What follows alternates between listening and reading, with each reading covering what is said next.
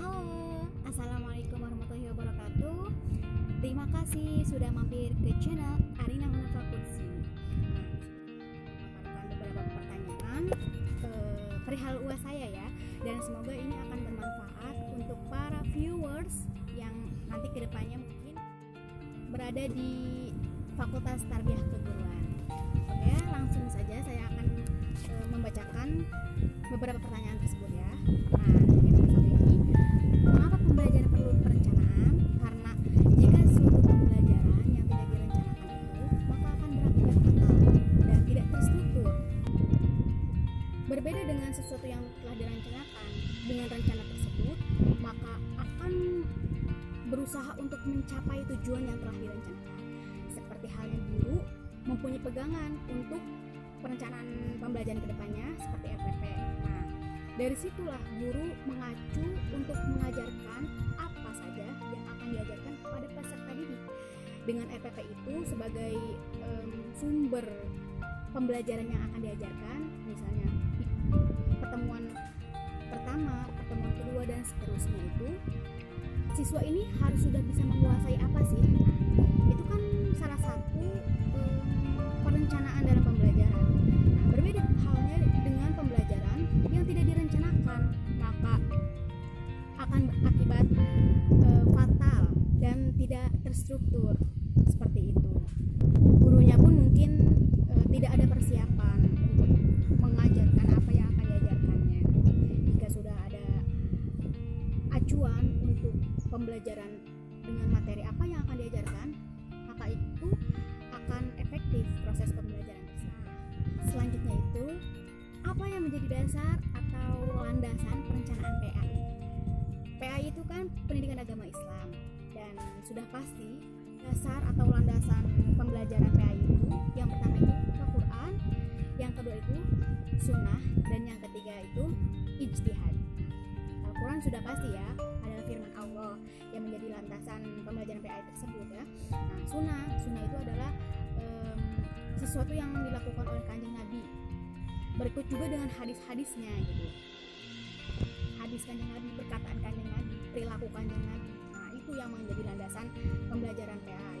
Kan kita dalam PAI itu ada pembelajaran akhlak, pembelajaran Al-Quran dan hadis. Nah, itu menjadi landasan utama dalam pembelajaran PAI. Serta fikih dan lain sebagainya, tak jauh-jauh dari ijtihad. Ijtihad itu di sini hasil pemikiran para ulama ya. Nah, di situ. Jadi tiga landasan yang menjadi landasan pembelajaran PAI itu, yang pertama itu Al-Quran, yang kedua itu As-Sunnah atau hadis juga. Nah, yang ketiga itu ijtihad para ulama. Nah, pembelajaran PAI itu tidak jauh-jauh dari akhlak, yang membahas tentang akhlak, akidah, fikih dan lain sebagainya. Tidak jauh-jauh dari itu. Jadi mengacunya kepada Al-Quran, hadis, Sunnah, dan ijtihad para ulama. Seperti itu. Nah, selanjutnya itu bagaimana cara merencanakan pembelajaran. Kita harus membuat RPP terlebih dahulu ya. Dengan RPP itu maka akan terstruktur acuan-acuan apa yang akan diperoleh untuk peserta didik pada setiap pertemuan. Misalnya, nah, pada pertemuan pertama dan kedua, siswa itu harus sudah bisa membaca ayat suci Al-Quran gitu. Nah, beserta ilmu tajwidnya. Setelah itu misalnya bisa sholat, bisa melaksanakan sholat dan lain sebagainya. Nah, dengan suatu perencanaan tersebut maka akan mencapai kepada tujuan yang telah direncanakan. Seperti itu. Oke, selanjutnya yakni jelaskan unsur-unsur yang menentukan kualitas pembelajaran PAI di sekolah atau di madrasah sehingga pembelajaran tersebut dapat terlaksana secara efektif dan efisien. Nah, di sini terdapat 3 unsur yang mana dapat menentukan kualitas pembelajaran PAI di sekolah atau di madrasah sehingga pembelajaran tersebut menjadi efektif dan efisien. Yang pertama itu kompetensi guru, yang kedua itu karakter karakteristik sekolah, dan yang ketiga itu karakteristik kelas ya. Kompetensi guru, karakteristik kelas, dan karakteristik sekolah. Wah, kok kenapa kompetensi guru? Iya dong. Nah, seorang guru ini harus menguasai materi apa yang akan diajarkan nantinya di kelas, kepada untuk memaparkan materi yang akan diajarkan kepada para peserta didik. Jika seorang guru tersebut tidak menguasai pembelajaran yang akan diajarkan, maka akan ada ketersinambungan atau ketidakpahaman murid terhadap apa yang diajarkan oleh guru, sehingga kan tidak menjadi efektif. Nah, dengan menguasainya guru terhadap materi yang akan diajarkan itu akan berdampak pada keefisienan proses belajar mengajar di kelas. Seperti halnya ada melontarkan pertanyaan, "Hai kamu, apa yang dimaksud dengan ini?" Nah, itu. Maka dengan cara seperti itu, anak-anak itu akan dengan sendirinya terdiam, fokus terhadap pembelajaran. Karena apa? Mereka itu bersiap-siap. "Ah, saya bukan ya, giliran saya bukan." Nah, seperti itu. Nah, yang ketiga itu karakteristik sekolah. Di sini juga sekolah harus mendukung ya sarana prasarananya, kebersihannya, kenyamanannya, dan lain sebagainya, sehingga membuat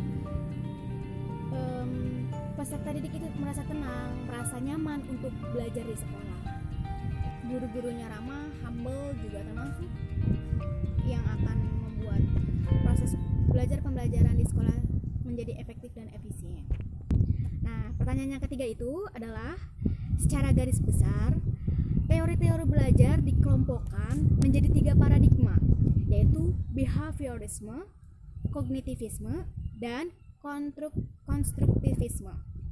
Nah, uraikan secara sistematis tentang pengertian belajar, proses pembelajaran, dan implikasi teori terhadap pembelajaran. Nah, menurut teori behaviorisme, pembelajaran merupakan sebuah hasil dari respon seseorang atas stimulus yang diberikan. Nah, teori ini memberikan pandangan bahwa menganggap seseorang pembelajar pada dasarnya pasif, namun merespon stimulus dari lingkungan sehingga pembelajaran itu menjadi aktif. Nah, jadi seperti ini implikasinya.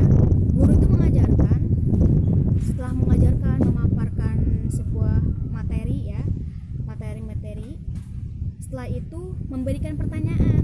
Nah, itu berupa stimulus. Pertanyaan itu berupa stimulus untuk memancing bahwa peserta didik itu harus aktif gitu dalam proses pembelajaran. Nah, yang kedua itu teori kognitivisme, di mana teori ini yang lebih mementingkan proses pembelajaran daripada hasilnya. Nah, proses pembelajarannya bisa jadi dengan cara guru memberikan suatu tugas untuk keliling lingkungannya gitu, dan menanyakan beberapa pertanyaan kepada masyarakat di sekitar sana. Misalnya dengan cara suatu cara apapun itu, bagaimana membuat pupuk kompos misalnya. Nah, anak itu ikut aktif, ikut andil kepada masyarakat tersebut dan mencatat hasil observasi yang